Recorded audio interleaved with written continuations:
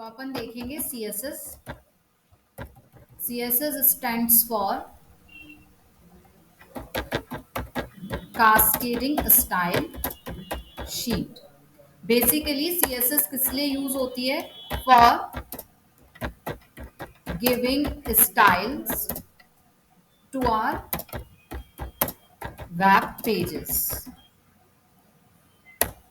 अब अपन देखेंगे कि सीएसएस जो है वो कितनी प्रकार से अपन लगा सकते हैं, है ना। और साथ में इसके क्या देखेंगे, अलग अलग एट्रीब्यूट्स देखेंगे जो तीनों ही सीएसएस में क्या है, लगाए जा सकते हैं, है ना। तो अपन देखते हैं क्लासिफिकेशन ऑफ सीएसएस, या अपन इसको कह सकते हैं टाइप्स ऑफ सीएसएस।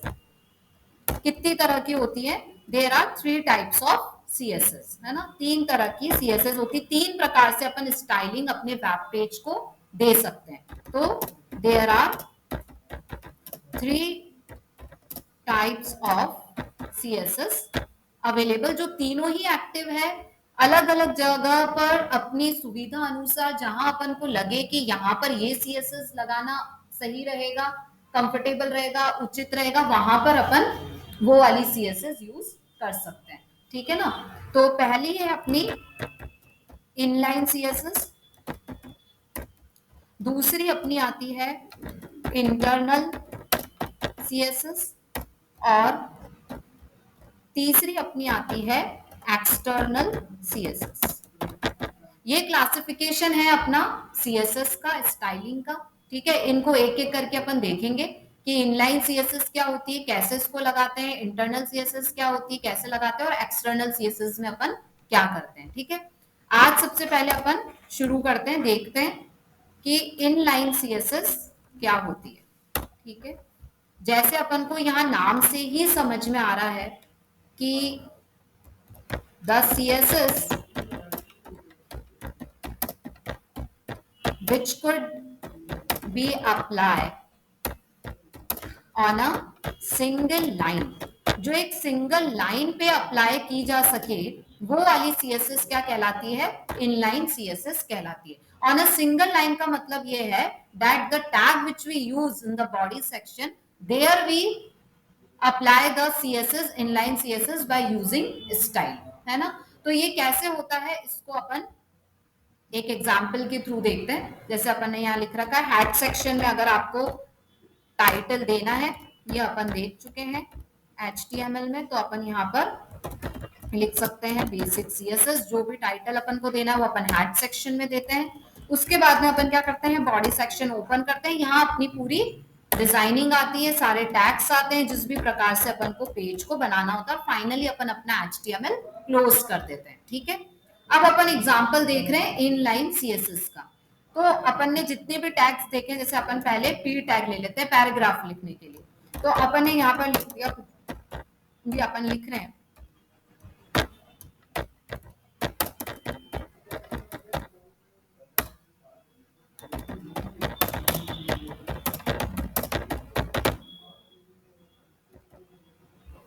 ये अपन ने कुछ लिखा। अब अपन को इसको स्टाइलिंग देनी है, जो कि अपन दे रहे हैं इनलाइन सीएसएस के थ्रू, है ना। तो इनलाइन सीएसएस देने के लिए अपन को पहले क्या करना पड़ेगा, स्टाइल को ओपन करना पड़ेगा, और फिर इसके बाद में आपको जो भी एट्रीब्यूट देना है, अब जैसे मैं यहाँ कलर लिख रही हूँ, तो कलर क्या है, यहाँ पर एट्रीब्यूट है ना। और यहाँ पर इसकी वैल्यू लिख दी मैंने, जैसे रेड, है ना। तो पहले अपन इसको देखते हैं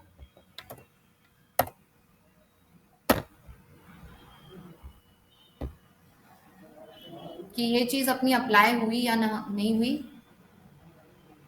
और जो भी अपनी ये कोडिंग चल रही है, किसमें चल रही है, VS कोड में चल रही है ना, विजुअल स्टूडियो कोड, जो अपन इजीली डाउनलोड कर सकते हैं ना। तो देखो ये अपना स्टाइलिंग अप्लाई हो गई यहाँ पर। ठीक है, अब अगर अपन को जितनी भी स्टाइलिंग देती जानी है, तो अपन किस तरीके से लेंगे, अपन को सेमीकोलन करके, दूसरा आपको जैसे कुछ देना है, बैकग्राउंड कलर देना है, तो अपन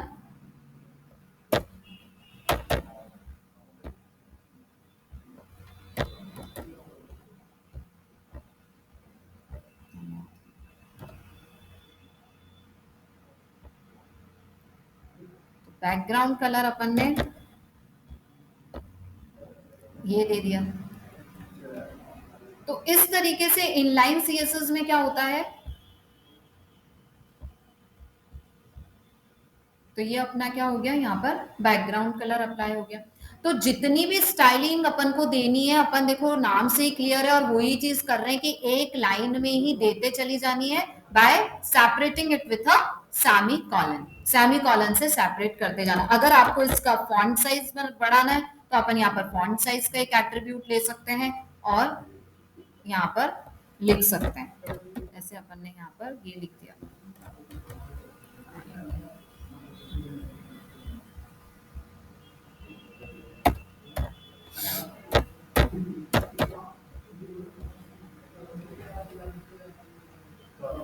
तो ये आप इसका देखोगे कि फॉन्ट साइज बढ़ गया है ना।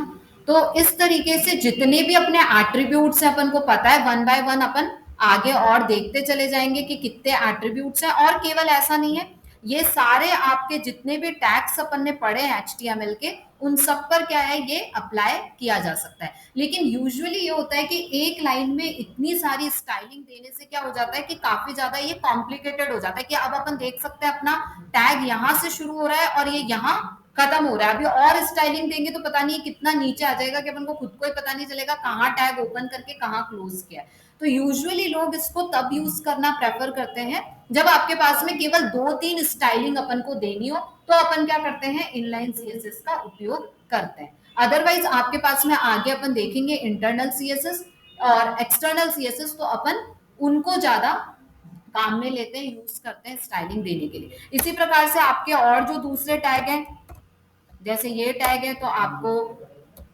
इसमें स्टाइलिंग देनी है तो अपन इसमें स्टाइलिंग दे सकते हैं। आपने लिस्ट में कुछ भी लिख दिया,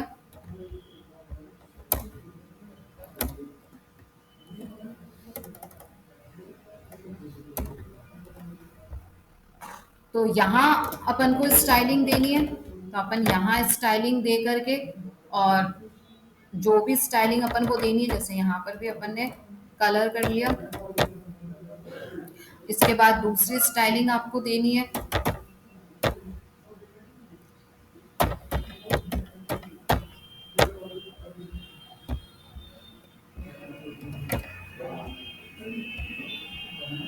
तो अपन यहाँ पर भी बैकग्राउंड कलर दे सकते हैं, कुछ ये लेने हैं।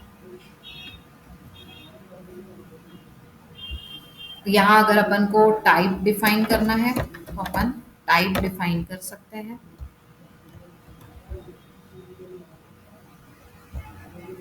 बहुत लाइट आ रहा है ये, चाहो तो इसको डार्क कलर कर दो। इस पे पिंक थोड़ा सा हल्का हो रहा है, पिंक को थोड़ा सा डार्क कर देते हैं, होपफुली अपना दिख जाएगा, है ना। तो ये अपनी लिस्ट हो गई। इसके साथ अगर आपको और भी कुछ ऐड करना है कि अपन देना चाहते हैं टेक्स्ट,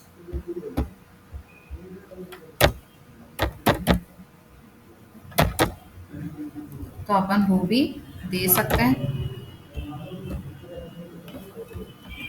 पर टैक्स के नाम आ ही जाते हैं, तो ये सब चीज आपकी क्या हो गई, सेंटर में हो गई।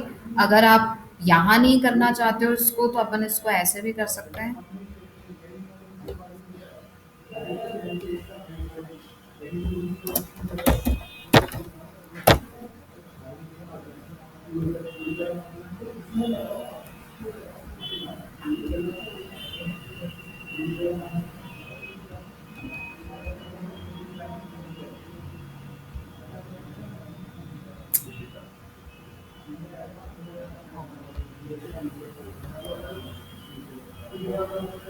टाइप में भी फिर अपन को स्टाइलिंग देनी पड़ेगी वहां पर। इससे बढ़िया तो आप पूरे टैग में ही दे दो उसको, ज़्यादा अच्छा है। और नहीं तो इसको अपन आगे देखेंगे इंटरनल सीएसएस में, उसमें ये और अच्छी तरीके से ये चीज लगेगी। जो अपन टेक्स्ट अलाइन वाली बात कर रहे हैं वो इंटरनल सीएसएस में और अच्छे से लगे। तो जितने भी टैग्स हैं आप सारे टैग का यहाँ पर यूज करके एक लाइन में जो सीएसएस देनी होती है उसको अपन क्या कहते हैं, इन लाइन सीएसएस कहते हैं। ठीक है ना। इसके बाद नेक्स्ट उसमें देखेंगे कि internal CSS, types of internal CSS क्या होती है।